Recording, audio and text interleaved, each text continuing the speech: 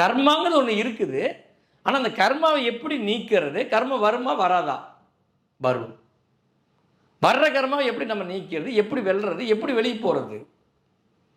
நான் நினைக்கிறேன், பெரிய ஒரு தோட்டம் வாங்கணும், அந்த தோட்டத்தில் பெரிய ஒரு வீடு கட்டணும், ஹைலைட்டான ஒரு கார் வாங்கணும், அப்படியே சொகுசாக போகணும், சொகுசாக வரணும், நினச்சா வெளிநாடு போகணும், வெளிநாட்டிலேருந்து வரணும், நிறைய பணத்தை அடுக்கி வச்சுருக்கணும், தங்கத்தை நிறைய வச்சுருக்கணும், நான் சந்தோஷமாக வாழணும் அப்படின்னு ஆசைப்பட்றேன். அடுத்த வேளை சாப்பாடுக்கு என்கிட்ட காசு இல்லை. நான் ஒரு கோயிலில் படுத்துட்டு கேட்குறேன், இப்படிலாம் வாழணும் ஆசையாக இருக்குது, கடவுளை எனக்கு கொடுத்தீங்கன்னா நான் நல்லா வளருவேன், ஆனால் எனக்கு கிடைக்க மாட்டேங்குது, இப்போ அடுத்த வேளை சாப்பாட்டுக்கு நான் என்ன பண்ணுறேன்னு தெரியல அப்படின்னு யோசி. இதெல்லாம் நடக்குமா? சாத்தியமா? சொல்லுங்கள், சாத்தியமாக நடக்குமா?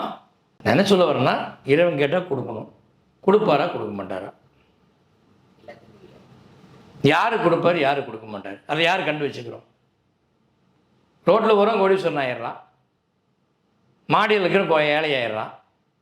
யார் ஏழையாகிற யார் பணக்காரன்னு சொல்ல முடியுதா? ஆனால் எல்லாத்துக்கும் என்ன ஆசை? பண ஆசை. பணம் இருந்தால் தான் சந்தோஷம் வாழ முடியும் அப்படிங்கிறது எல்லாத்துக்கும் தெளிவாக தெரியும். இந்த பணம் இருந்தால் மட்டும் தெளிவாக வாழ்ந்துடலான்னா நிச்சயமாக முடியாது. உடலும் ஆரோக்கியமாக இருக்கணும், உண்டா இல்லையா? உடல் ஆரோக்கியமாக தான் அந்த பணத்தையும் சந்தோஷமாக சாப்பிட முடியும், வாழவும் முடியும்.